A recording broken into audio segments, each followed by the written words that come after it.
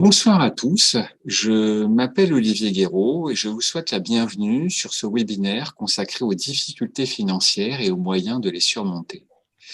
Nous aurons plusieurs intervenants ce soir. Monsieur Olivier Danès, qui est directeur départemental à la Banque de France, nous expliquera en quoi consiste la procédure de surendettement. Mais avant cela, Madame Marie-Jeanne Emery, spécialiste du surendettement à la CLCV, nous donnera des conseils pour tenter de surmonter ces difficultés en amont, ce qui est un enjeu en tant que tel, évidemment. Et Madame Carole Zerouni, qui est une autre spécialiste du surendettement à la CLCV, posera vos questions à la fin de ces deux interventions. Je vous remercie pour votre présence. Et Madame Emery, vous avez la parole. Bien, eh bien, écoutez, bonjour. Donc en fait, on peut rencontrer au cours de sa vie des difficultés financières suite à des accidents de parcours, des accidents, une perte d'emploi, une baisse de ressources, une maladie. On peut aussi avoir des difficultés avec des dépenses imprévues, des frais de scolarité, des frais médicaux. Et puis malheureusement, on peut aussi avoir des problèmes liés à des engagements que l'on a pris, soit en tant que caution, soit en tant que co-emprunteur. Donc tout ça va fragiliser votre budget et entraîner des difficultés. Donc le plus important quand on a une situation financière difficile, c'est d'agir rapidement, pas attendre surtout que la situation s'aggrave pour prendre les choses en main. D'accord?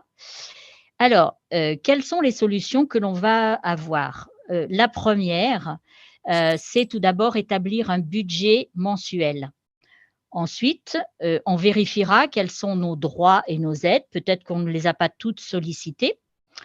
On pourra ensuite essayer de négocier dans un premier temps avec le ou les créanciers que l'on a. Si on n'arrive pas à trouver un accord avec eux, une proposition, il y a la possibilité de saisir éventuellement le juge pour une suspension de crédit.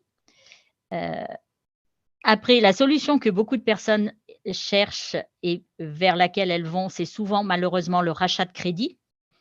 Et puis enfin, la dernière solution, une fois qu'on aura tout essayé, si on n'arrive toujours pas, ce sera le dossier surendettement éventuellement.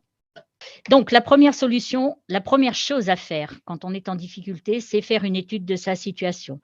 Donc je l'ai dit, réagir, c'est-à-dire prendre connaissance de tous les documents qui vous arrivent, courrier, courriel, relevé de compte bancaire et voilà, les lettres de relance, bien évidemment. Ensuite, établir un bilan financier. Donc, le bilan financier, c'est à la fois faire le tour de toutes les ressources, c'est-à-dire son salaire, sa retraite, ses allocations chômage éventuellement, mais également les allocations familiales ou l'APL si on en a. Et c'est aussi le 13e mois que l'on a occasionnellement. Ensuite, on va regarder quelles sont toutes nos charges fixes et courantes. Alors, en charges fixes, bien, on a l'habitude, on a le loyer, l'électricité, les assurances, l'électricité, l'eau, les crédits que l'on peut avoir hein, à rembourser. Et puis, dans les charges courantes, si on arrive, on va avoir les inscriptions aux activités extrascolaires, par exemple pour les enfants, la bibliothèque, si on est inscrit dans une bibliothèque. Voilà, on essaye de faire le tour de toutes les charges que l'on connaît et que l'on a repérées. Et bien évidemment, on fait l'état de tous les crédits que l'on a en cours et si possible, on essaye de savoir ce qu'il nous reste à payer. Et ensuite, on va recenser tout ce qui est lettres de relance, mise en demeure, voire procédure éventuellement, c'est-à-dire des courriers émanant d'huissiers ou de sociétés de recouvrement éventuellement. Voilà, donc ce budget, on va faire ses comptes. Donc, c'est prendre d'abord le contrôle des finances pour mieux gérer son argent. Donc, on l'a redit, lister l'ensemble des ressources et des dépenses, mettre de côté toutes les sommes qui correspondent aux charges fixes pour pouvoir les régler en début de mois. Sans oublier, bien sûr, les crédits qui sont considérés comme une charge fixe. On va prendre l'habitude de noter et de contrôler ses dépenses et notamment, dès qu'on a fait un chèque ou un paiement par carte, il faut considérer que cette somme n'est plus disponible sur le compte bancaire. Donc, ça veut dire lorsque vous payez par carte ou par chèque, eh bien, tout de suite, faire le décompte pour savoir ce qu'il vous reste sur votre compte bancaire. Et la dernière chose, la plus importante, gardez les preuves des paiements. En effet, si on vous demande un jour, si on vous dit: «Vous ne m'avez pas payé, telle facture ou autre», c'est à vous à apporter la preuve que vous l'avez réellement payé. Donc on garde toutes les preuves de paiement, y compris les paiements des cartes bancaires. Donc je sais que maintenant, il va falloir demander à les avoir, mais essayez de bien garder, à votre disposition tous ces paiements. Donc pour établir ce budget, vous avez la méthode, on va dire ancienne, un simple tableau en papier ou bien si on maîtrise un petit peu plus, un tableau Excel et vous avez aussi des applications mobiles gratuites tels Pilote Budget ou Pilote Dépenses, qui peuvent vous permettre de suivre au quotidien votre budget. Donc, quand on parle d'établir au budget, au quotidien, ça veut dire consulter régulièrement les relevés de compte. Ne pas oublier de les archiver s'ils sont numériques, parce que vous avez choisi l'envoi numérique, donc pensez à les archiver et à les garder surtout, hein. Prévoir son budget de façon annuelle, c'est-à-dire avoir, un tableau. Vous aurez pu réaliser un tableau, annuel pour pouvoir visualiser la périodicité de certaines dépenses. Vous en avez qui sont mensuelles, mais vous en avez qui sont par trimestre éventuellement ou tous les 2 mois. Donc c'est important de savoir à quelle période, elles arrivent, non pas pour se dire: «Je paye ça ce jour-là», mais anticiper et pouvoir, avoir cet argent disponible pour pouvoir payer cette dépense et c'est ce qu'on appelle réaliser un tableau de bord, hein, qui va vous permettre de suivre, à la fois vos dépenses mensuelles, annuelles, mais aussi vos dépenses journalières.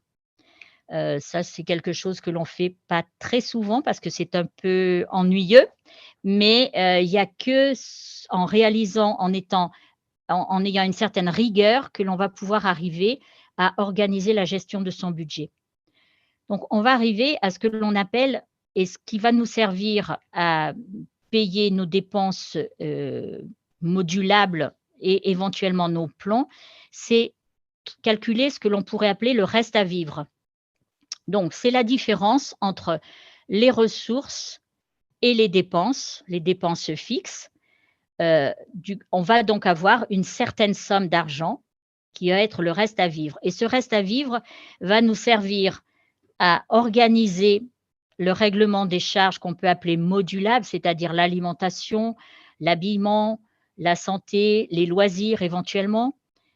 Il va nous servir aussi à rembourser les crédits ou les plans d'apurement des dettes, hein, et il va aussi nous servir à épargner.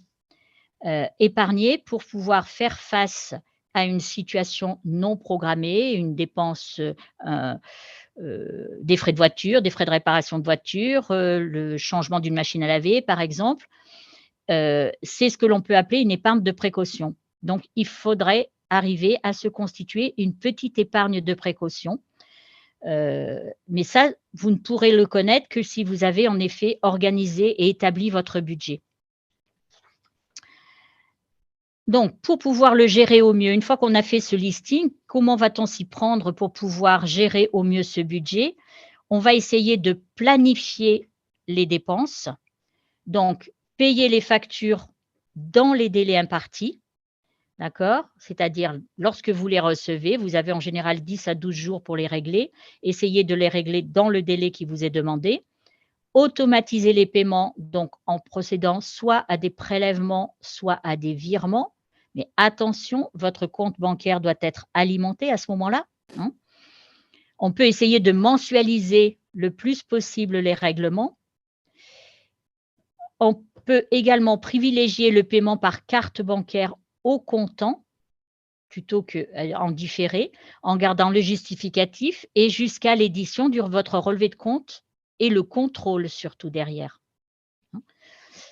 Et puis, on va organiser le remboursement de ces crédits, puisqu'en fait, on a quelques difficultés pour pouvoir, gérer tout ça. Donc, on va organiser le remboursement des crédits en essayant de maîtriser son endettement et de l'organiser le mieux possible.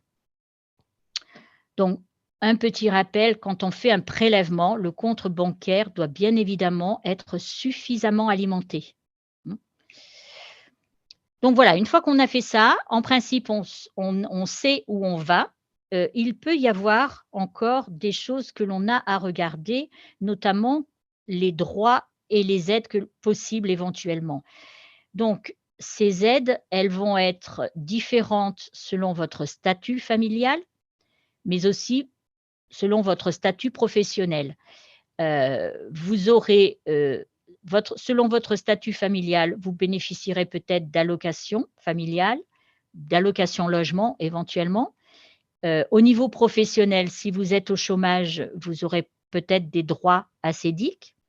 Il faut vérifier tout ce genre de choses. Au niveau de votre logement, sachez que vous avez aussi des aides, lorsque vous rencontrez des difficultés financières. Alors, selon les départements, on parle de fonds solidarité, de FSL. Sur d'autres départements, c'est un autre terme que l'on emploie. En gros, c'est une aide accordée par le département pour pouvoir, être aidé à payer une dette de loyer, par exemple, ou accéder à un logement. Vous avez aussi des aides dans le cadre de l'énergie, le fonds solidarité énergie. Vous avez peut-être aussi reçu le chèque énergie qui peut vous permettre de payer partiellement une facture. Et puis, dans certaines communautés de communes ou départements, vous avez aussi des aides par rapport à l'eau éventuellement. Au niveau de la santé, vous pouvez bénéficier, selon vos ressources, éventuellement d'une aide pour la complémentaire santé solidaire. Donc pour pouvoir être couvert, en plus du remboursement de la sécurité sociale. Si vous êtes dans une situation de handicap, il y a l'allocation adulte handicapé. Il faut aussi voir les personnes qui ne peuvent plus travailler, qui sont reconnues, ne pouvant plus accéder au travail, donc vous pouvez avoir la pension d'invalidité, les démarches à faire auprès des maisons des handicapés. Et vous avez un portail, mesdroitssociaux.gouv, qui va vous permettre de connaître déjà toutes les aides possibles et de pouvoir simuler éventuellement vos droits pour ensuite faire vos démarches. Donc, mesdroitssociaux.gouv.fr. Donc, un portail qui est intéressant pour justement faire le tour de des droits auxquels vous pouvez éventuellement prétendre. Donc voilà, on a essayé de faire son budget et malheureusement, on n'arrive pas quand même à voir quelles sont les solutions. Donc, on va se rapprocher de nos créanciers. Le créancier, ça peut être une banque, ça peut être un organisme financier, ça peut être un bailleur, un énergéticien. On va les contacter, on va prendre contact avec eux et ça dès les premières difficultés pour éviter que des procédures judiciaires ne soient engagées.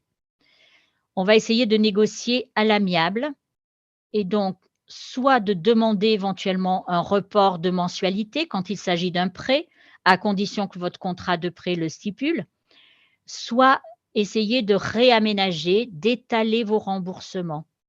Alors, attention, quand vous faites ce genre de choses, ne surestimez pas vos capacités. Pensez bien à vérifier que votre budget vous permettra de tenir votre engagement et cela en plus de vos charges fixes. Donc, ça veut dire que si vous partez pour une négociation avec le créancier, il faut impérativement que vous ayez posé votre budget et que vous sachiez exactement quelle est la capacité que vous allez avoir à mettre sur le remboursement de tous ces crédits.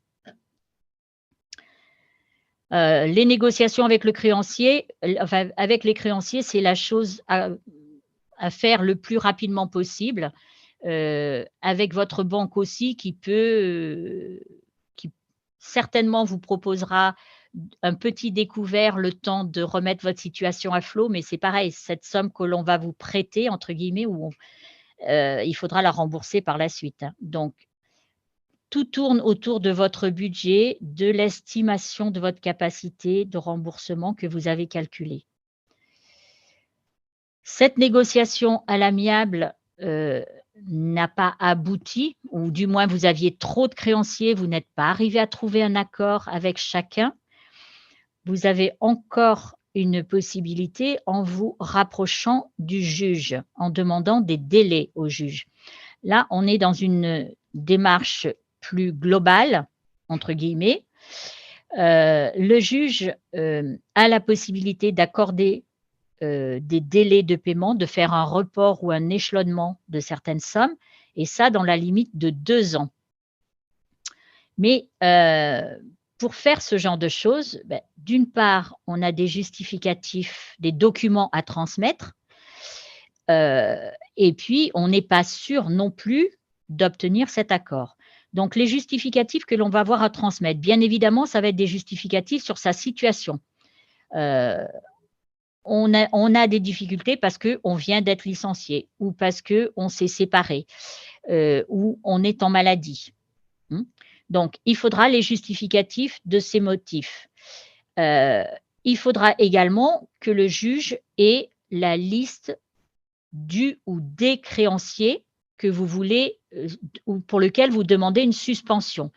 Donc ce créancier, ça il ne faut pas, indiquer simplement le nom du créancier, il va falloir joindre l'offre de prêt, ou la lettre de relance ou les factures si on a, certaines factures pour lesquelles on demande des délais, d'accord? Et puis bien évidemment, il faudra joindre un budget détaillé et ça, c'est très important. Alors vous avez selon certains tribunaux, des modèles types qui ont été établis, mais vous pouvez le faire sur papier libre. Vous n'avez pas besoin d'avocat ni d'un huissier pour déposer cette requête. Une simple lettre recommandée accusée de réception avec tous les justificatifs nécessaires et surtout votre budget détaillé. Ce qu'il faut également savoir, c'est que le juge, dans cette situation, il va, regarder si, en fait, votre situation va pouvoir s'améliorer dans le délai des 2 ans. Si le juge estime que, vous avez très peu de capacité de remboursement, que votre situation ne s'améliorera pas, il ne vous accordera pas la suspension et à ce moment-là, la solution qu'il vous restera, ce sera la commission de surendettement. On ne peut pas avoir les 2 à la fois, hein. Si on est dans une suspension par le juge, on ne peut pas déposer un dossier surendettement. Alors quand on parle de situations qui doivent s'améliorer, si vous déposez un dossier, vous êtes à la retraite et vous demandez une suspension de crédit, mmh, votre situation risque fort de ne pas s'améliorer, sauf si vous trouvez un deuxième travail, un «travail» entre guillemets. Mais voilà, la situation peut s'améliorer si en effet vous déposez votre dossier, vous êtes, au chômage ou vous avez un CDD à temps partiel avec une opportunité pour partir en CDD à temps plein. Mais voilà, c'est le juge qui décidera lui de toute façon. Et si l'on a une réponse négative du juge, eh bien, on va encore parce qu'on a tellement peur et on veut tellement pas aller sur le dossier surendettement qu'on va essayer d'envisager un rachat de crédit. Alors là, vous allez trouver plusieurs termes sous cette démarche: rachat, prêt de restructuration, regroupement de crédit, et vous avez, si vous vous mettez sur internet, vous avez énormément de publicité pour ce rachat de crédit. Donc le but de cette opération, c'est de regrouper tout ou partie de ses créances, donc les crédits, les dettes, le découvert bancaire, pour solder tous les crédits en cours, réduire le taux d'endettement et n'avoir qu'une seule mensualité et un seul prêteur. Alors, j'ai dit regrouper tout ou partie de ses créances. Le but, c'est quand même de pouvoir racheter l'endettement. Donc, attention, il vaut mieux tout racheter que de racheter une partie simplement, puisque vous aurez à la fois les mensualités du rachat de crédit et en même temps les autres crédits qui resteront éventuellement en cours. Donc, c'est une opération qui est à manier avec beaucoup de prudence pour plusieurs raisons. D'abord, on va se retrouver avec un allongement de la durée de remboursement en règle générale, hein, et d'autant plus qu'on va avoir une mensualité plus faible. Donc, à partir du moment où on vous met une mensualité plus faible, il faut rembourser. La somme, elle ne bouge pas, la somme que vous empruntez ne va pas bouger, mais donc vous allez rembourser sur du plus long terme. Et surtout, le coût total du crédit est à ce moment-là beaucoup plus élevé. En effet, quand vous baissez vos mensualités de crédit, vous allez augmenter le nombre de ces mensualités et donc augmenter le montant des intérêts. Alors, avant de partir sur cette opération de rachat de crédit, il faut faire un bilan financier précis et alors là, vraiment très précis. Les ressources mensuelles, donc on n'oublie pas de rentrer le 13e mois si on en a un. Les charges fixes, toutes les charges fixes et si possible les charges courantes. Le montant mensuel des crédits, les factures qui sont en attente et bien évidemment le découvert bancaire puisqu'on a joué un petit peu avec ce découvert bancaire. Donc voilà, ça c'est le bilan, la situation. Ensuite, concernant les crédits, ça n'est pas que de dire, voilà, j'ai tel crédit, il me coûte 300 €, il me reste à peu près 5 000 €. Non, c'est l'état précis des crédits en cours. L'offre de prêt, le montant du capital restant dû et pour les crédits renouvelables, vous recevez tous les mois ce que l'on appelle un relevé d'opération. Donc c'est ce document sur lequel on va pouvoir voir le montant qui reste à devoir. Et il faut faire attention, bien évidemment, selon les crédits que l'on va faire racheter, les frais que l'on va éventuellement avoir. On va avoir des frais de dossier, on va avoir souvent des frais d'assurance et parfois, lorsque l'on solde des crédits, on a ce que l'on appelle des frais de remboursement anticipé. Donc tout ça qui augmente encore un petit peu plus, le montant de la dette. Dans ces simulations, il vous faudra plusieurs simulations de crédit. Il ne faut pas vous lancer sur la première simulation que vous avez faite ou la première proposition qu'on vous a faite. Il faut, en voir plusieurs pour être sûr de partir sur, l'opération la plus adaptée à votre situation. Ce rachat de crédit va se faire avec un nouvel organisme financier qui est bien évidemment, enfin, la plupart du temps, différent du prêteur initial. Ça va être une banque ou une société, très souvent une société de financement d'ailleurs. Votre propre banque, si vous lui demandez de restructurer, de racheter vos crédits, la plupart du temps, elle vous dit non. Hein, voilà. Ces offres de rachat, donc elles sont nombreuses, on l'a vu, la presse, les médias, internet, voilà. Et vous serez très souvent en relation avec en contact avec ce que l'on appelle un courtier. Une personne qui dit: «Oui, oui, vous inquiétez pas, je vais pouvoir, vous proposer la meilleure solution» et autres. Donc ce courtier en prêt, il faut qu'il soit mandaté il est mandaté par l'emprunteur pour trouver le meilleur taux, bien sûr, pour vous conseiller et vous accompagner, normalement. Et on lui donne il est connu sous le nom d'intermédiaire en opérations bancaires. Mmh. Donc ce courtier, il faut être vigilant. Avant de s'engager avec un courtier, vous avez un certain nombre, de choses à vérifier. Il faut d'abord vérifier s'il a le statut d'intermédiaire en opération de banque et en service de paiement. Donc pour ça, vous avez un site sur lequel, vous allez pouvoir voir s'il est immatriculé. C'est le site www.orias.fr. Donc ça, c'est vraiment à vérifier ce genre de choses. Ensuite, ce courtier, il doit vous indiquer quelles sont les coordonnées et les organismes financiers avec lesquels il a un mandat. D'accord? C'est-à-dire que, il est mandaté par X banque ou telle banque pour faire des rachats de crédit. Donc il faut vraiment obtenir ce document-là. Et dernier point, vous ne devez verser aucune somme à cet intermédiaire. En fait, ce service de mise en relation est rémunéré par l'établissement bancaire qui octroie le prêt. Par contre, attention, vous pouvez quelquefois avoir ce que l'on appelle des frais de courtage qui peuvent parfois être demandés. Donc, avant de vous engager, posez toutes ces questions. Si vous n'avez pas de réponse à ces questions, laissez tomber.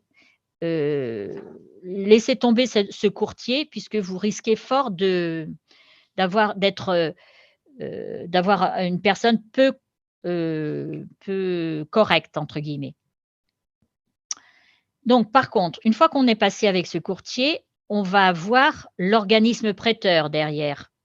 Cet organisme prêteur, alors le courtier va faire des vérifications, mais l'organisme prêteur, c'est avec lui que vous allez signer le prêt. Donc bien évidemment, il va regarder de façon plus précise. Donc il va déjà vérifier votre solvabilité. Il va consulter le FICP, le fichier des incidents de crédit des particuliers, qui est détenu par la Banque de France et qui recense tous les petits retards que l'on peut avoir dans un crédit ou alors si l'on a déposé un dossier sur endettement. Donc, si le banquier constate que vous êtes inscrit dans ce FICP, il y a de fortes chances pour que vous n'obteniez pas un rachat de crédit.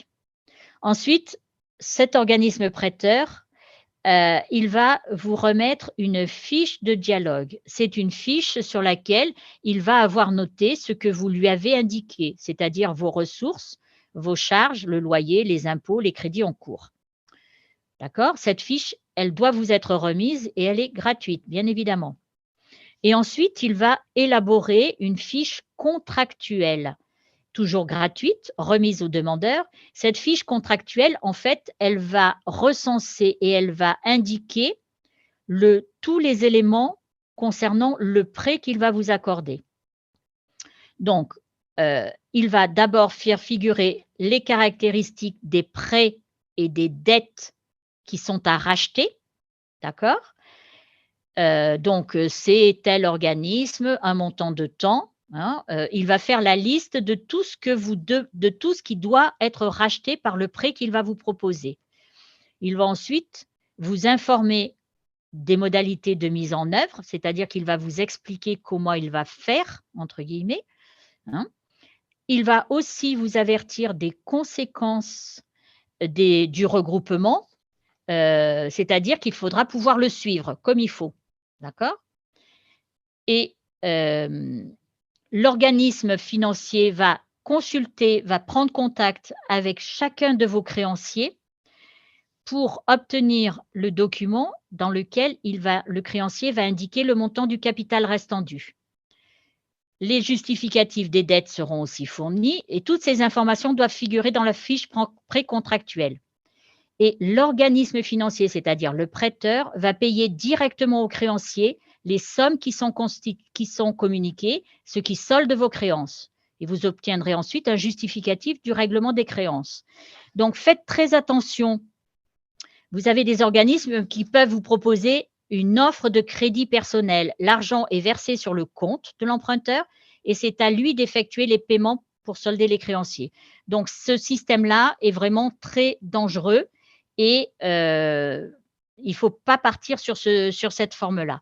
Donc, après, vous aurez un certain nombre de justificatifs à fournir, pièces d'identité, livret de famille, justificatif de domicile, bulletin de salaire, avis d'imposition, relevé bancaire et des tas d'autres éventuellement. Hein. Vous aurez, lorsque vous avez effectué les démarches pour le rachat de crédit, ce rachat de crédit vous aura permis de solder la totalité de vos dettes. Par contre, vous avez en effet une mensualité de crédit moins importante, mais la gestion de votre budget est indispensable. Et si vous n'avez pas réussi à racheter toutes vos dettes, la dernière solution, ce sera le dossier sur endettement qui vous permettra la mise en place d'un plan d'appurement. Il vous faudra aussi, de toute façon, organiser par la suite la gestion de votre budget. Quelle que soit la solution, le budget est la chose incontournable pour arriver à sortir la tête de l'eau. Voilà. Madame Emery, merci beaucoup pour cette présentation. Avant de donner la parole à Monsieur Danès, peut-être juste rappeler à nos participants qu'ils ont la possibilité de poser des questions au niveau de votre interface. Tout à fait en bas, vous avez la partie à côté questions-réponses. Posez quelques questions et Madame Zerouni les répercutera à la fin de l'intervention de Monsieur Danès. Merci beaucoup, Monsieur Danès, c'est à vous. Écoutez, merci à la CLCV de me tendre le micro. Donc, je vais vous présenter la procédure de surendettement. En précisant que dans le délai qui m'est imparti, il a une petite trentaine de minutes, évidemment, je vais simplifier la présentation, mais je vous précise qu'en tant que bénévole de l'association CLCV, vous pouvez bénéficier d'une présentation beaucoup plus complète. Il vous suffit pour cela de vous adresser à la Banque de France de votre département qui anime très régulièrement des séances de formation et d'information à l'intention des travailleurs sociaux et des bénévoles comme vous l'êtes. Et c'est gratuit, bien entendu. Et c'est extrêmement important, puisqu'on l'a vu avec l'intervention de Madame Emery, le succès de l'opération réside sur la maîtrise du budget.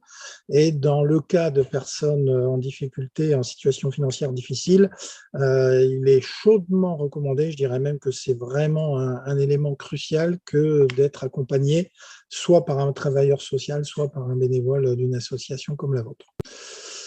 Donc, sur le surendettement, voilà le programme. Très, très rapidement, hein, la typologie, en fait, ce qu'il faut retenir, c'est qu'en règle générale, le surendettement est la conséquence d'un accident de la vie qui n'a pas forcément été bien appréhendé. Donc, accident de la vie, c'est le chômage, la maladie, la séparation, l'invalidité, et pas très bien appréhendé. Ça veut dire que bon, c'est difficile de faire le constat d'une situation de difficulté. Il y a souvent une phase de déni. Et pire encore, il y a souvent une tentation de recourir au crédit à la consommation. Et en général, c'est le début de la fin. Un premier crédit en appelle un deuxième et très rapidement, on est au bord de la cavalerie. Et là, effectivement, il n'y a plus beaucoup de choix. On n'arrive plus à faire face à ces mensualités et à l'ensemble de ces dettes. Donc là, le surendettement, qu'est-ce que c'est en termes de définition? C'est à l'instant T ne pas pouvoir faire face à ces dettes exigibles avec ses actifs disponibles. Donc, typiquement, un excès de crédit à la consommation, c'est des crédits courts, pas forcément sur des sommes très élevées, mais avec des mensualités qui, elles, ne sont pas négligeables et qui vont s'ajouter et progressivement dépasser votre capacité de remboursement, qui est très simplement hein, la différence entre vos ressources et vos charges.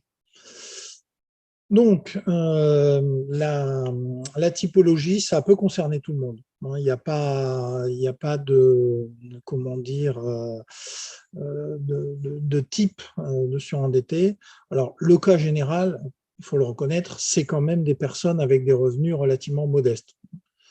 Des personnes aux revenus confortables avec un endettement très important, ça arrive. Ça peut être hein, des personnes qui ont pour le coup vraiment recouru excessivement au crédit à la consommation. Donc ça, on va appeler ça un surendettement actif, mais c'est relativement rare. Le cas le plus fréquent, c'est un budget qui au départ tenait la route et qui a été soumis à un accident de la vie qui après l'a complètement déséquilibré. Alors, qui est en charge du surendettement? Il faut distinguer donc la commission et le secrétariat. Donc concrètement, comme l'a dit Madame Emery, hein, le dossier de surendettement, vous allez le chercher et vous viendrez le déposer avec, après l'avoir rempli et accompagné des justificatifs demandés, à la Banque de France. Donc la Banque de France est présente dans tous les départements. Vous pouvez également, bien entendu, solliciter le document papier par courrier. Par téléphone ou par le web. Vous pouvez maintenant également remplir un dossier en ligne. C'est un petit peu compliqué parce qu'il faut scanner tous les justificatifs, mais c'est possible. Donc ça, c'est le secrétariat et les agents de la Banque de France vont instruire le dossier de A à Z. En revanche, en ce qui concerne les principales étapes de la vie d'un dossier, l'instance responsable, c'est la commission. La commission, c'est une commission administrative qui est composée de 7 membres, un représentant du préfet, un représentant du directeur des finances publiques, le directeur de la Banque de France en tant que secrétaire, qui est accompagné d'un de ses collaborateurs qui va être rapporteur, hein, concrètement. Et puis, donc ces trois membres-là sont escalités, hein, le représentant du préfet, le représentant du directeur des finances publiques, le directeur de la Banque de France. Et il y a 4 autres membres qui sont nommés pour une durée de 2 ans. Donc, il y a des représentants des consommateurs, donc une association comme CLCV est fréquemment présente, hein, dans les commissions départementales, des représentants des créanciers, en général des représentants des établissements de crédit, et puis un représentant spécialiste en économie sociale et familiale, donc en général un travailleur social du département, de la CAF, d'un CCAS, et puis un expert en questions juridiques. Là, c'est souvent un petit peu plus compliqué, c'est souvent des notaires retraités, ou bien des personnes équivalentes qui ont un parcours juridique leur permettant d'apporter leur contribution. Donc, ces 4 membres sont nommés par la préfecture pour une durée de 2 ans, et à chaque fois, on a un binôme, un commissaire titulaire, un commissaire suppléant. Alors, la commission, en fait, se réunit dans les locaux de la Banque de France. Selon la taille de la commission, ça peut être 1 fois par semaine dans les grandes villes, les grands départements comme Lyon pour le Rhône, Lille pour le Nord, Marseille pour les Bouches-du-Rhône, ou à l'inverse, 1 seule fois par mois dans les départements ruraux avec relativement peu de dossiers. Ce qu'il faut bien comprendre, c'est qu'en fait, la commission va examiner un nombre limité de dossiers qui sont en fait des dossiers qui ne rentrent pas dans les cases qui sortent un petit peu du cas général. Dans tous les cas de figure où on est dans une configuration très classique, le secrétariat va travailler par délégation de la commission et va rendre les dossiers soit recevables, soit orientés, soit établir les mesures sur liste automatique. Les commissaires peuvent les voir, mais à leur initiative. En revanche, vont être soumis à la commission, à l'examen physique, hein, des commissaires, des dossiers qui, comme je disais, ne rentrent pas complètement dans les cases et donc se discutent. Alors, et vous avez là donc le travail de la commission, réception du dossier, inscription au FICP, le fichier qui recense les incidents de paiement et les personnes surendettées. Ensuite, va gérer la relation avec le débiteur pour lui demander des justificatifs qu'il n'aurait pas transmis spontanément ou pour lui demander des explications sur des points particuliers de son dossier. Et ensuite, élaborer à la fois la première réponse. Le dossier est-il recevable, c'est-à-dire peut-il bénéficier du dispositif, et 2, quel type de solution va-t-on retenir? Et ensuite, après la recevabilité, eh bien, entamer le dialogue avec les créanciers. Alors, négociation, c'est dans un nombre limité de cas, mais il y a des relations avec les créanciers, ne serait-ce que pour faire le point précis du montant des créances. Alors, voilà, ça c'est l'arbre de décision. Présenté comme ça fait peur, évidemment. Donc, on va essayer de le simplifier. Première question, la recevabilité. Donc, est-ce que le dossier relève bien, est-ce que la situation relève bien du dispositif de surendettement? Alors, il y a 3 conditions. La première, c'est effectivement, il faut être surendetté. Donc, comme je disais, être dans l'incapacité de faire face à ses dettes exigibles avec son actif disponible. Donc, le cas général est simple, hein. Le cas particulier, c'est par exemple un couple qui a un actif qui est supérieur à son passif, c'est-à-dire un patrimoine supérieur à ses dettes. Ça peut arriver, mais avec un problème de non-liquidité. Je vais prendre un exemple. Un couple est propriétaire de sa maison, partons même du principe qu'il a fini de la rembourser, mais il ne fait pas face à ces échéances de crédit qui sont supérieures à sa capacité de remboursement. On pourrait dire, la maison vaut plus que l'endettement cumulé, donc ces personnes ne sont pas surendettées. C'est pas faux si on compare actif-passif. En revanche, il y a un problème au moins immédiat, c'est de pouvoir rendre le patrimoine disponible, c'est-à-dire là, en l'occurrence, vendre la maison, pour pouvoir rembourser les dettes. Donc, il y a un décalage de disponibilité qui fait que concrètement, la personne est bien surendettée. Ce n'est pas les cas les plus fréquents, mais ça arrive. Donc, première condition, être surendetté. Deuxième condition, ou je pourrais même dire c'est la première, c'est être un particulier au sens non professionnel. Alors, c'est plus tout à fait vrai maintenant, on le verra en fin d'intervention, mais pour l'instant, on va se limiter au cas de surendettement et recevabilité devant la commission. J'y reviendrai tout à l'heure. Donc, il faut être un particulier et ne pas avoir de dette professionnelle. C'est la deuxième condition. C'est plus une question d'éligibilité. Et puis, la troisième condition, qui n'est pas la plus simple, c'est être de bonne foi. Alors, la bonne foi est présumée et l'absence de bonne foi doit être démontrée. La mauvaise foi doit être démontrée. Alors, au sens du surendettement, n'est pas de mauvaise foi quelqu'un qui a souscrit trop de crédits. Parce que là, on n'aurait plus beaucoup de clients. C'est être de mauvaise foi, c'est ne pas tout déclarer. Si on se rend compte qu'une personne a sciemment omis de déclarer, par exemple, un patrimoine, là, elle va être déclarée irrecevable, par exemple. Donc, première étape, apprécier la recevabilité du dossier. Dans la plupart des cas, c'est automatique, donc ça n'est pas soumis à la commission. En revanche, vont être soumis à la commission des cas un peu limites. Et en particulier des cas un peu limites en matière d'absence de bonne foi, parce que ce qu'il faut savoir, c'est que lorsque la commission prend une décision d'irrecevabilité, la personne a un recours possible, la personne peut saisir le juge, et donc le dossier va être envoyé à l'examen du juge. Et donc là, il est important que la commission motive sa décision d'irrecevabilité, en particulier dans le cas d'absence de bonne foi. Il faut que ce soit factuel, que ce soit vraiment clair et net.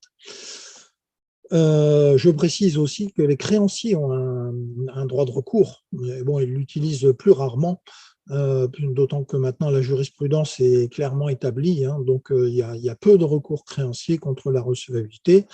Ça peut être le cas justement lorsque le créancier a une information qui démontre qu'il y a eu une omission de déclaration ou un comportement de mauvaise foi, susceptible d'être qualifié de mauvaise foi, auquel cas ce sera examiné par le juge. Donc, première étape, la recevabilité. Ensuite, l'orientation, c'est le choix de solution.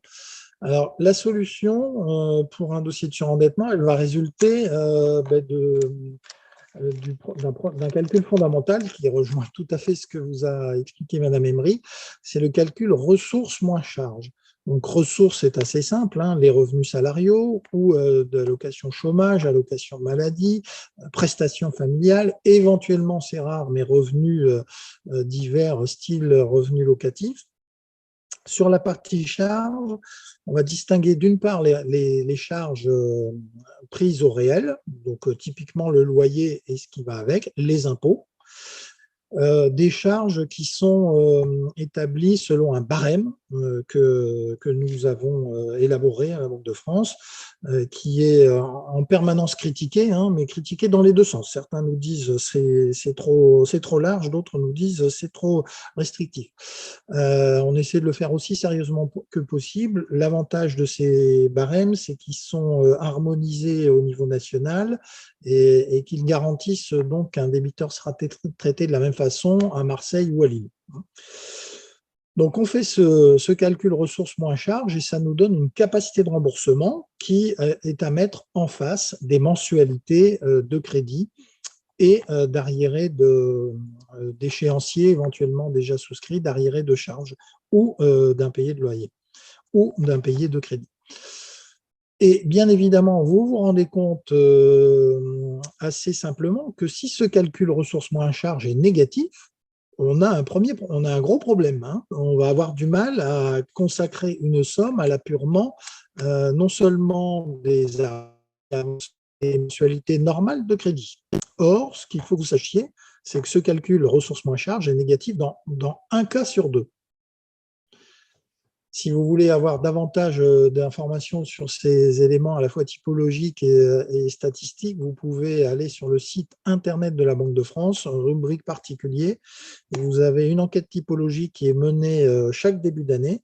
Et là, la dernière a été publiée donc fin janvier 2023 et elle vous donne notamment des éléments par catégorie de ressources. Et vous verrez qu'il y a la grande majorité des ménages surendettés qui ont des ressources égales ou inférieures au SMIC, et par voie de conséquence, à peu près la moitié des dossiers dans lesquels on a une capacité de remboursement négative.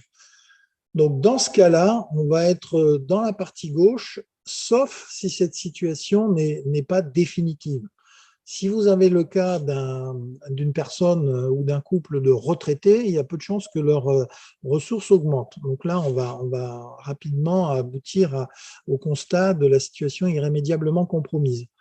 En revanche, si on est dans le cas d'une personne qui est en fin de formation qualifiante, là, on va considérer qu'il y a des possibilités réelles, objectives,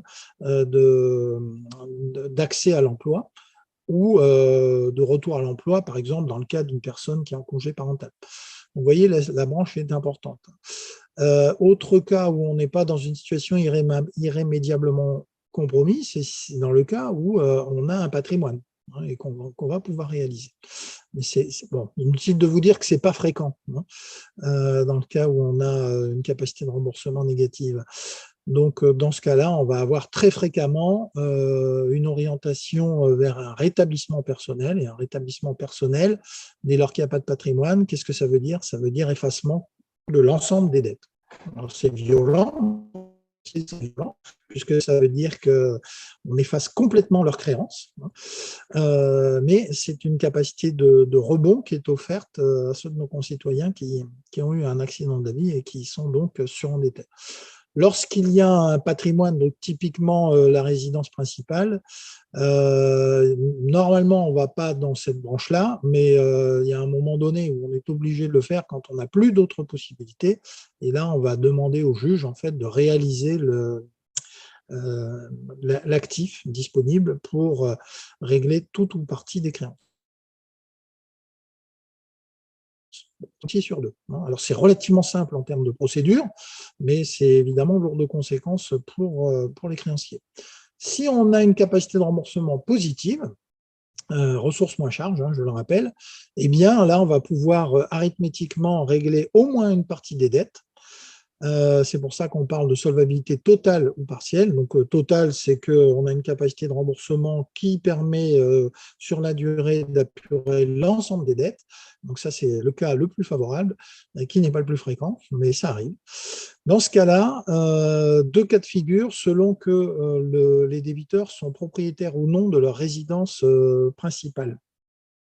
Donc, s'il y a un bien immobilier résidence principale, c'est le seul cas où on va négocier avec les créanciers. On va faire ce qu'on appelle une démarche de conciliation, on va faire un projet de plan qui va être soumis à un accord de gré à gré des créanciers, et en particulier des créanciers immobiliers. Si ça marche, eh bien, on a un plan définitif. Si ça ne marche pas, on constate l'échec. Et là, le débiteur a possibilité de demander l'ouverture d'une deuxième phase, mesure imposée, où de manière très très simple, on va reprendre les propositions antérieures et cette fois-ci, on ne va plus demander l'avis des créanciers, on va leur imposer. S'il n'y a pas de bien immobilier, donc on n'a pas d'autres dettes que des crédits à la consommation, des arriérés de charges, etc., eh bien, on va là directement imposer des mesures qui sont arithmétiquement faciles à comprendre. On détermine le stock de dettes et on va le rembourser au moyen de la capacité de remboursement, avec deux cas de figure. Premier cas de figure, on a une capacité de remboursement qui permet de tout rembourser. Donc, ce sera une mesure imposée sans effacement. Ce qu'il faut savoir, c'est que dès lors qu'on n'a pas de crédit immobilier, de dette immobilière, on dispose d'une durée maximale de 7 ans, donc 84 mois. Donc, c'est limitant. Si vous avez une dette, par exemple, de 100 000 euros, même avec une capacité de remboursement de 1 000 euros, là, il faudrait 100 mois, c'est trop. Donc, on va rembourser 84 mois, 84 000, et on va effacer 16 000. Les 16 000 ne seront effacés que si le débiteur rembourse effectivement, sans défaillir, ces 84 mensualités de 1 000 euros. Donc, dans le cas que je viens d'évoquer, on sera dans une mesure imposée avec effacement partiel. On va rembourser 84 000 et effacer 16 000.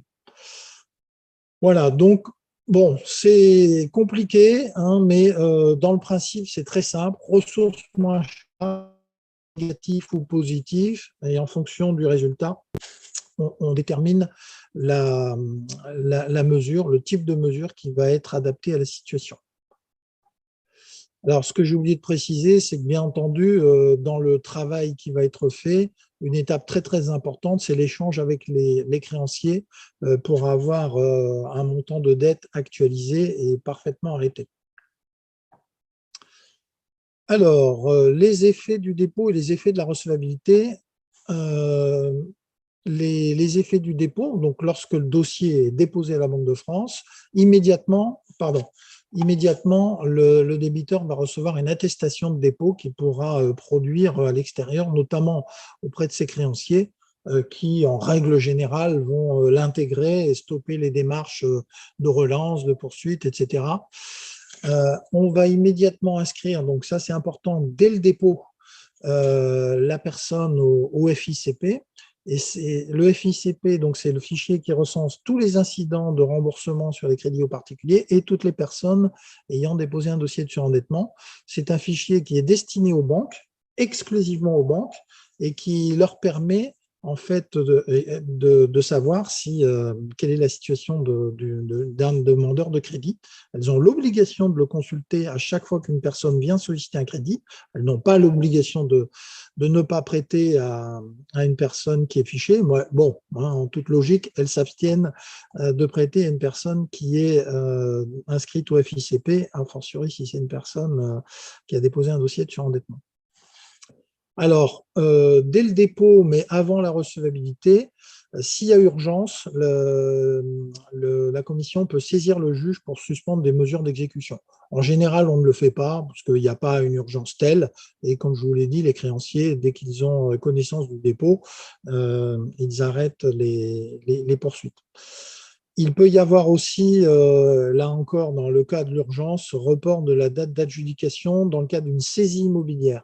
Alors, c'est très rare parce que quand on en est au stade de la date d'adjudication, très franchement, les créanciers, ce n'est pas de gaieté de cœur qu'ils le font, c'est qu'on a vraiment épuisé les solutions précédentes, premièrement. Et deuxièmement, c'est que reporter une nouvelle fois, ça engendre des coûts supplémentaires, donc c'est rarement la bonne solution. Néanmoins, avant la recevabilité, on peut se poser ces questions-là.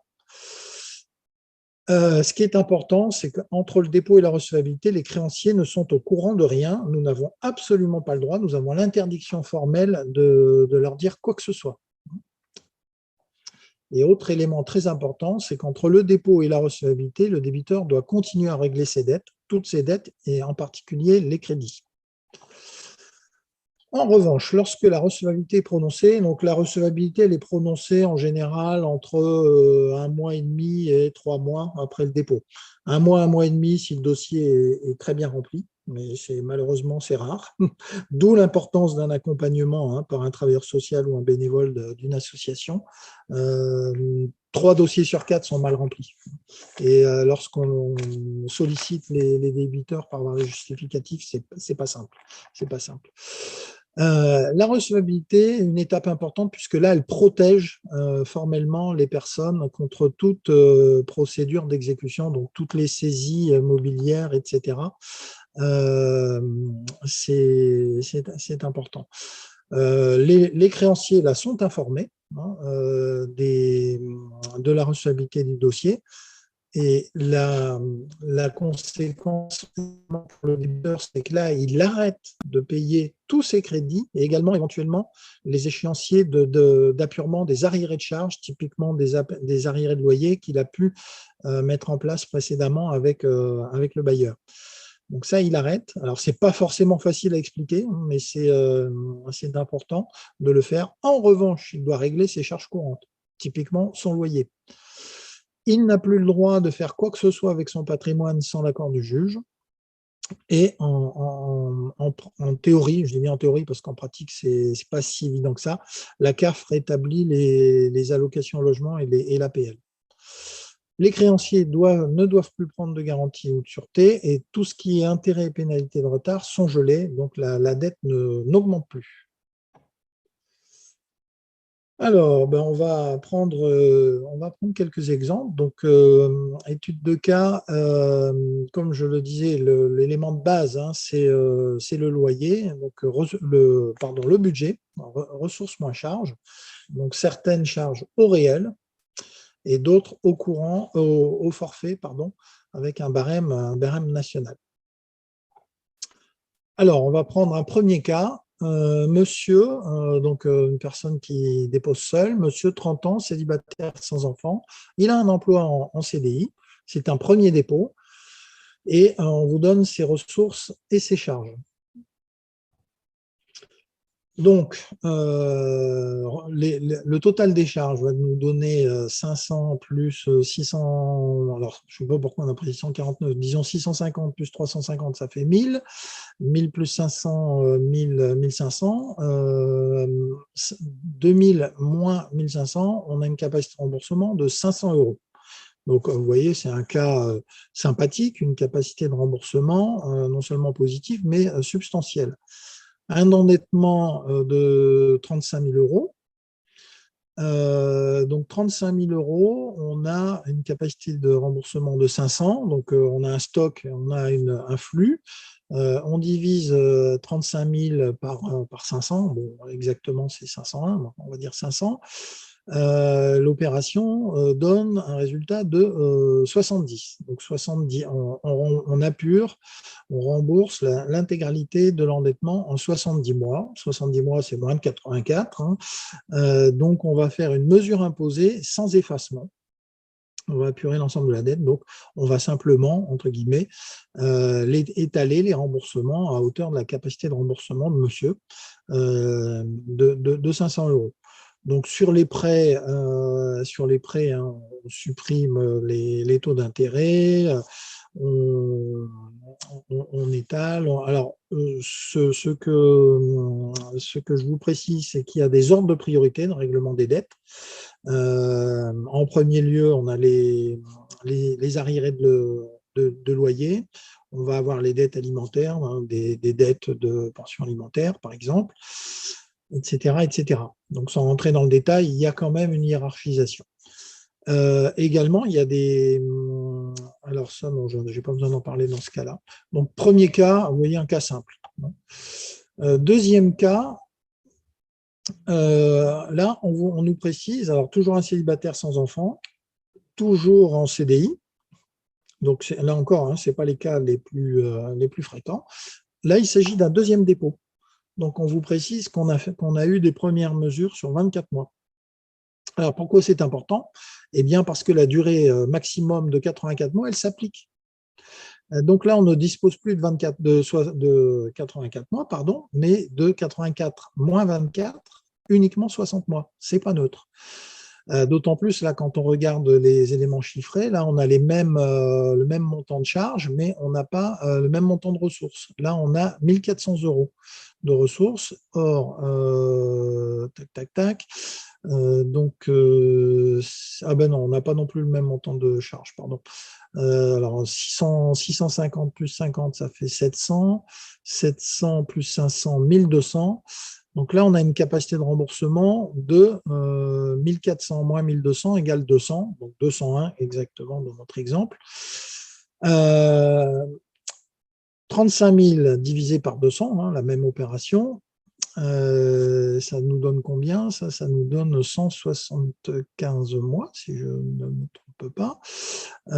175 mois, et là, on ne dispose que de 60 mois. Donc, on ne pourra pas tout apurer. Donc, qu'est-ce qu'on va faire? On va faire une mesure imposée avec effacement. On va donc utiliser la capacité de remboursement de 200 €. pendant les 60 mois qui restent disponibles. Donc, on va rembourser 60 fois 200, 12 000 euros. Donc, vous voyez, là, on va rembourser à peu près un tiers et on va effacer donc un peu moins des 2 tiers. Donc, un deuxième cas où on a une capacité de remboursement réelle et significative, hein, mais avec d'une part une durée résiduelle et d'autre part un montant de la dette qui ne permettent d'apurer qu'une. Troisième cas, une famille monoparentale, madame 30 ans, célibataire, un enfant, en congé parental.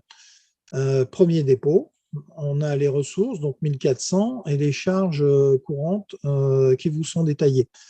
Là, c'est un cas encore différent, puisque quand vous faites le total des charges, donc 876 plus 50, ça fait 926, plus 500, 1426. 1426 euros de charges pour 1400 de ressources. Là, on arrive dans les 50% de cas qui font l'objet d'une capacité de remboursement négative, donc moins 26 euros. Mais on a une information importante, madame est en congé parental. Donc la question va être de savoir si sa situation est, en termes financiers, est définitive ou pas, hein, irrémédiablement compromise, rappelez-vous le terme.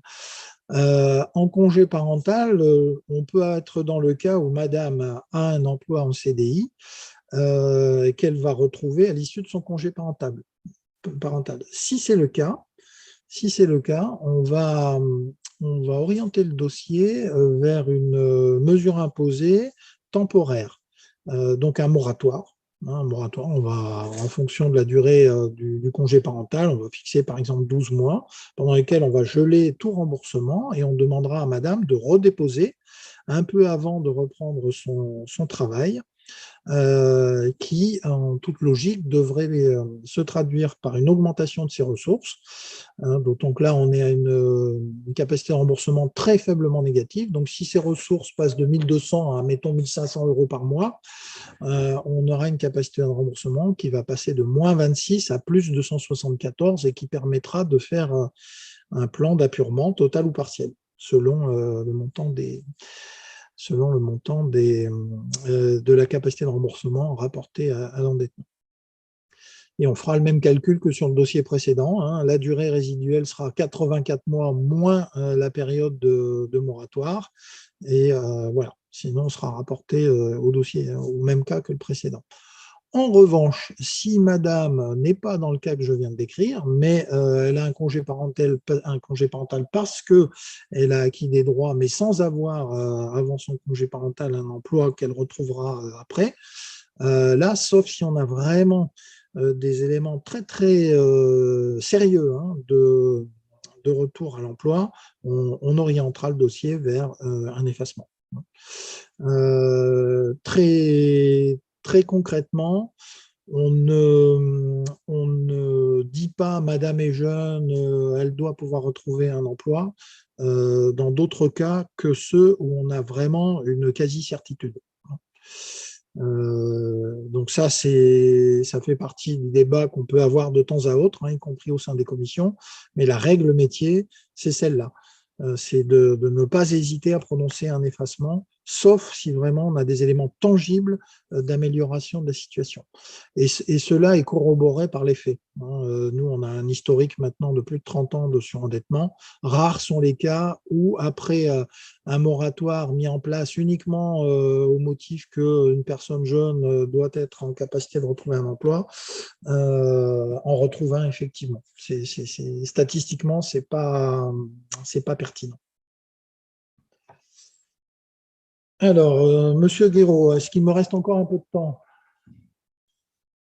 Écoutez, oui, je vous propose, si vous avez possibilité de terminer ça en 5-6 minutes, ce serait bien, Ok. si c'est possible. Alors, je vais pas prendre. Si, il nous en reste juste un. Autre cas. Alors là, quelle est la différence? Là, on va avoir un cas également. Oui, bah, vous voyez, là, c'est à peu près le même cas arithmétique que le précédent. 650 plus 50, ça fait 700, 1200. Donc là, on est à une capacité nulle. La différence, c'est que là, on n'a pas d'éléments qui permettent de penser que la situation de monsieur va s'améliorer. Il est en CDI, donc on ne peut pas parier sur une augmentation substantielle de salaire. Eh bien, malgré qu'il ait un emploi stable, on fait le constat qu'il a une insuffisance structurelle de ressources qui ne lui permet pas d'apurer son endettement. On va orienter son dossier vers un effacement complet. Donc voilà, c'est très, très rapide, hein. Il y a plein de subtilités, de pièges, de questions que vous vous posez, mais vous avez déjà un premier aperçu de la façon dont on procède pour traiter la situation de surendettement. Ce qu'il faut retenir, c'est que c'est un dispositif très puissant, hein, le législateur a vraiment donné les possibilités de permettre à la personne de rebondir, hein. L'effacement complet des dettes, c'en est la preuve manifeste. Il faut surtout orienter les personnes qui en ont besoin vers cette procédure. C'est pas facile, il y a un phénomène d'autocensure qui est assez fréquemment constaté par les travailleurs sociaux ou les bénévoles, mais il faut pas s'en priver, hein. C'est fait pour ça et ça marche.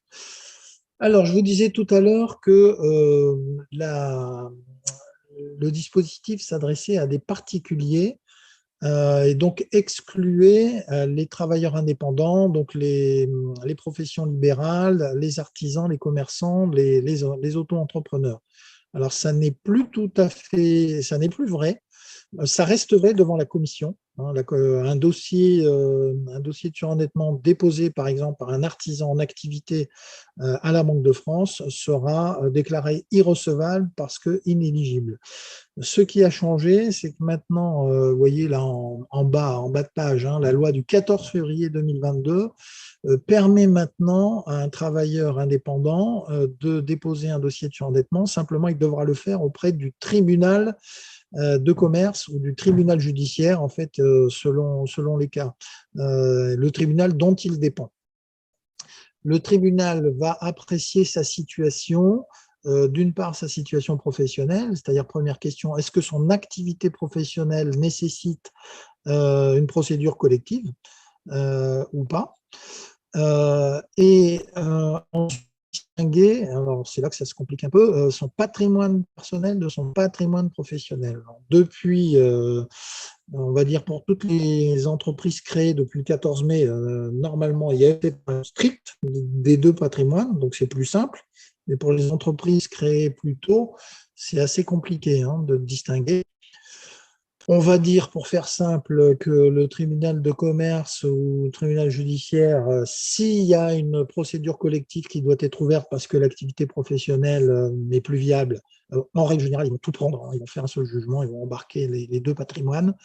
En revanche, si l'activité professionnelle est in boni, c'est viable, là, ils vont renvoyer le dossier pour traiter le surendettement personnel à la commission de surendettement. Donc, ce qui est important, c'est il faut absolument déposer le dossier au tribunal compétent, qui est seul compétent pour déclarer le dossier recevable.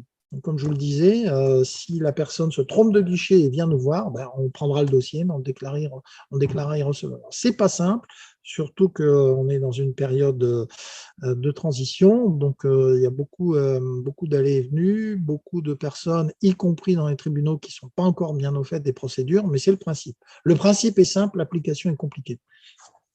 Le cas particulier qu'il faut avoir aussi en tête, c'est les indépendants qui ont cessé leur activité. Là, ce qu'il faut retenir, c'est qu'il faut qu'ils commencent par liquider leur dette professionnelle auprès du tribunal compétent, donc de nouveau tribunal de commerce ou tribunal judiciaire, pour apurer toutes les dettes professionnelles. Et c'est seulement à ce moment-là qu'ils seront éligibles à la procédure de surendettement pour les dettes personnelles auprès de la commission. Voilà, donc la loi est intéressante dans son principe, puisqu'elle pose le principe de la possibilité de régler le surendettement personnel des travailleurs indépendants. Je ne vous cache pas que pour l'instant, c'est assez compliqué sur le plan de la mise en œuvre, mais on y arrivera. Voilà, donc très rapidement, un dernier point, si pour toute question relative au crédit, à l'épargne, à la monnaie, aux relations avec les banques, les assurances, etc., la Banque de France gère un portail qui s'appelle Mes questions d'argent. Donc c'est un portail, c'est-à-dire que ce n'est pas des contenus forcément Banque de France. Bien entendu, il y a des contenus Banque de France sur le surendettement et ce que traite directement la Banque de France, mais sur le reste des thèmes, ce sont des contenus qui sont sélectionnés auprès de sachants, après avoir vérifié que les données sont fiables, mises à jour régulièrement, qu'il n'y a pas de contenu publicitaire et qu'elles ont un caractère pédagogique avéré. Voilà, donc n'hésitez pas. Sinon, vous avez aussi, comme je disais, le site internet de la Banque de France. Là, pour les rubriques vraiment Banque de France, vous avez une mine d'informations sur le surendettement notamment. Les barèmes, par exemple, auxquels je faisais état, qui sont publics. La composition des commissions départementales. Et puis, les renseignements également nécessaires pour savoir comment déposer un dossier de surendettement. Monsieur Danès, merci beaucoup pour cette présentation. Alors, Madame Zerouni, on a un peu, afin de tenir les délais, je vous propose de nous focaliser sur les 4 questions peut-être les plus représentatives que vous avez reçues. C'est à vous. Oui, bonsoir à tous. Alors, il y a une première question, peut-être plus pour Marie-Jeanne. Quelqu'un qui demande comment pour suspendre un ou plusieurs crédits en déposant une requête au tribunal, est-ce qu'il y a un document spécifique à remplir? Mais elle avait déjà un petit peu répondu. Et surtout, quel tribunal saisir et quel juge? Donc, vous avez des tribunaux qui ont établi, entre guillemets, un modèle type de requête. Donc, c'est plus simple. Mais voilà, c'est pas un problème. Il faut que vous puissiez remplir, enfin que vous puissiez donner tous les éléments concernant les crédits à suspendre, les ressources surtout, et puis tous les justificatifs qui vont avec. Après, quel tribunal?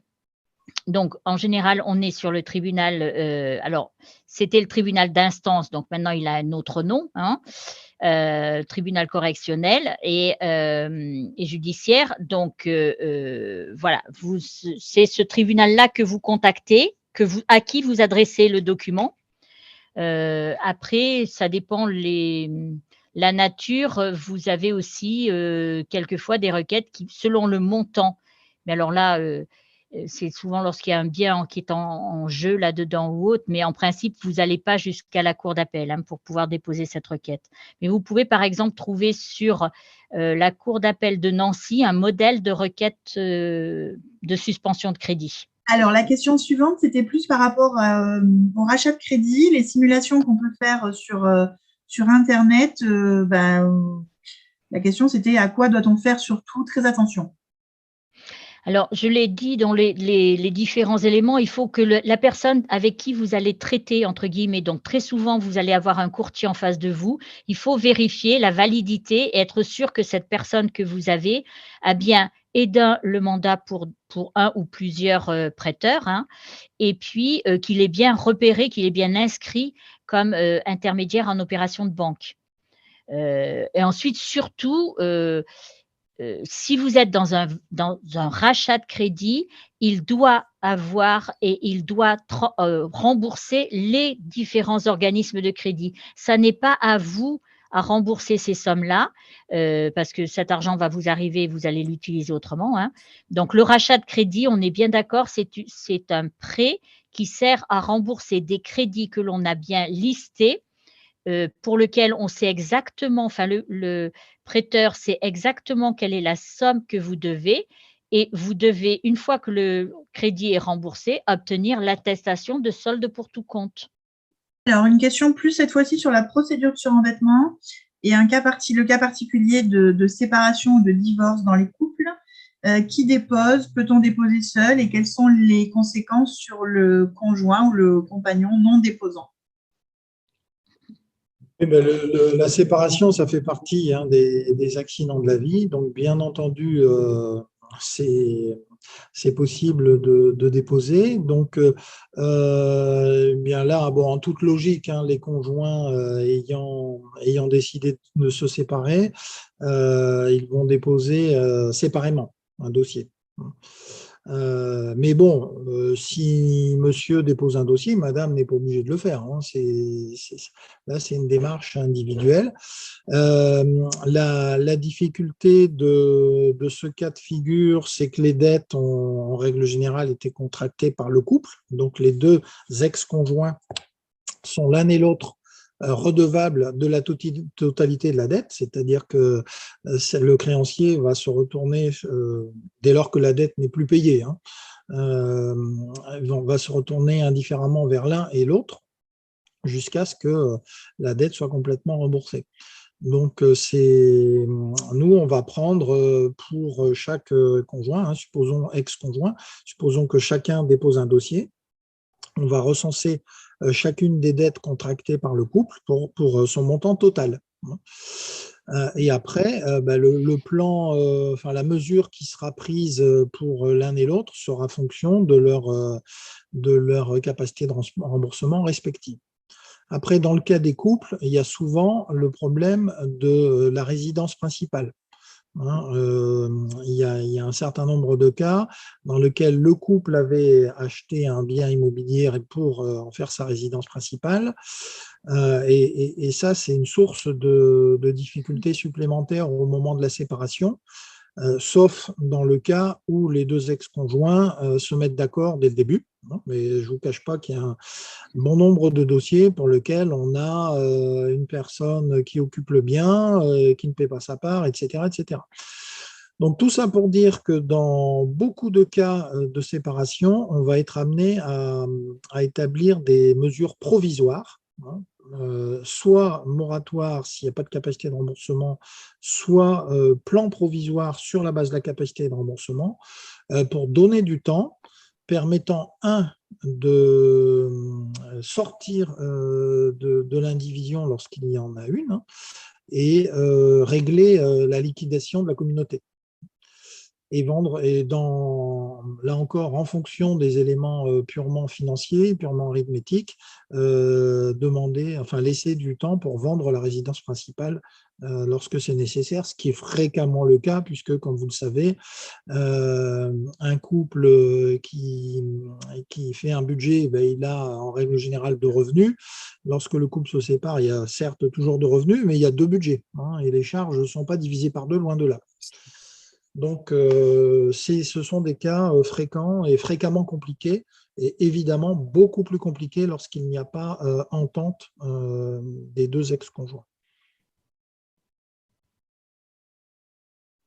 Alors, une dernière question aussi, toujours sur la procédure de surendettement, dans le cas de la caution, c'est-à-dire qu'une personne s'est portée caution du débiteur qui obtient des mesures.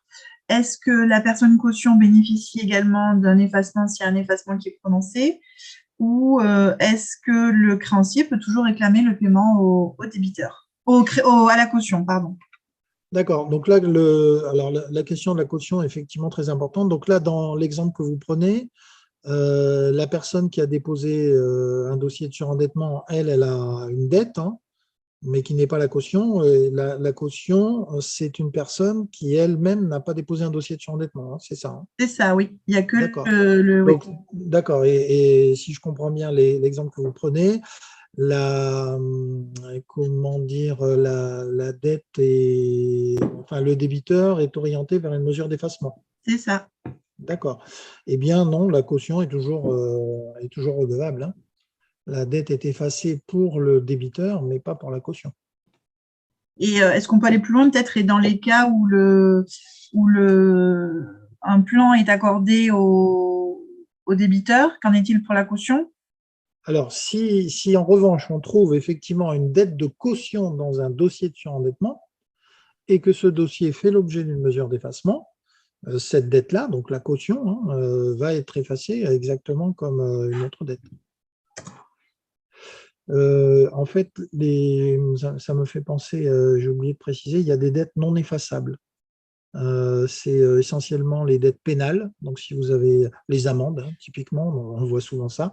ou un jugement pénal en votre défaveur, et puis les dettes alimentaires, donc par exemple des pensions alimentaires. Donc, pour revenir à votre exemple sur la caution, si la caution est du fait d'une personne qui n'est pas surendettée, la caution va rester due, même si la dette en elle-même fait l'objet d'un effacement dans le cadre d'un dossier de surendettement. En revanche, dans le cas d'une dette de caution figurant dans un dossier de surendettement qui fait l'objet d'une mesure d'effacement, cette dette de caution va être effacée. Okay. Alors, il y a une question qui arrive très, très précise. Si des personnes ont des chèques impayés et ont déposé un dossier de surendettement en informant le créancier que les chèques impayés ont été déclarés dans le dossier de surendettement, mais que la Banque de France n'a pas contacté le créancier pour vérification de la dette, que faire? Très pragmatique. Non, mais alors, la dette, elle doit être déclarée au dossier de surendettement, avec l'ensemble de ce qui permet de la qualifier, c'est-à-dire les caractéristiques du chèque sans provision. Si c'est bien fait, le créancier sera informé du dépôt du dossier et sera informé des mesures qui sont prises. Mais donc comment dire, là on en arrive aux règles de traitement des chèques sans provision pour que la punition, c'est-à-dire l'inscription au fichier central des chèques soit levée. Il faut pouvoir constater le règlement de la dette auprès de la personne à qui il a été fait un chèque impayé. Donc voilà, en fait la difficulté pour répondre à votre question, c'est que bien souvent le débiteur ne nous donne pas les éléments précis sur le chèque sans provision. Et dans ce cas-là, effectivement, la banque n'est pas informée et donc il n'y a pas de retrait du fichier central des chèques. C'est la difficulté des dossiers de surendettement, c'est que tout se fait sur la base du déclaratif. Et si le déclaratif n'est pas bon, il y a des conséquences pour tout le monde. Et là, en l'occurrence, pour le débiteur qui va rester fiché. Ne pourrait-on pas imposer aux banques et aux organismes de crédit de déclarer tous les crédits accordés pour éviter les abus? Oui, ça c'est un débat de société qui est, on en parle moins, mais c'est assez récurrent. Alors, je vous donne la position de la Banque de France. La réponse est non. Mais ça se discute, c'est un débat de société. Alors, pourquoi la Banque de France considère-t-elle que la réponse est non? Parce qu'il y a un rapport coût-efficacité. Est-ce qu'il est bien judicieux de ficher à peu près la moitié des Français? À peu près la moitié des Français ont un crédit en cours. Donc, la moitié des Français, ça fait pas loin de 35 millions de personnes affichées. Pour éviter, là, on en est à peu près à 100 000 dossiers de surendettement par an. Sans compter qu'il y a des dossiers de surendettement qui sont sans crédit. Et que, comme je vous le disais, la grande majorité des dossiers de surendettement, ça n'est pas le fait de personnes qui ont sciemment cherché à gruger les banques. Ça arrive, on voit de temps à autre un dossier où il y a 30 crédits à la consommation, et là, on sait très bien que les personnes ont fait le tour des popotes et ont accumulé quelques centaines de milliers d'euros qu'elles savaient dès le début qu'elles ne rembourseraient pas. Mais c'est rare, vraiment c'est rare. Et les banques font correctement leur travail. Il y a une différence, là il y a un autre débat, c'est sur la distinction entre banque et société financière. Si vous demandez un crédit à votre banque, elle vous connaît, elle gère votre compte, elle a connaissance de vos revenus et de vos charges, grosso modo. Donc l'étude de dossier va être faite sciemment. En revanche, si vous vous adressez à une société qui délivre du crédit en ligne, ça marche très très bien, c'est très très rapide, c'est très efficace, ce sont des gens qui font bien leur travail aussi, sauf la différence, c'est que vous avez la possibilité de mentir. Vous avez la possibilité de ne pas déclarer tous les crédits que vous avez déjà.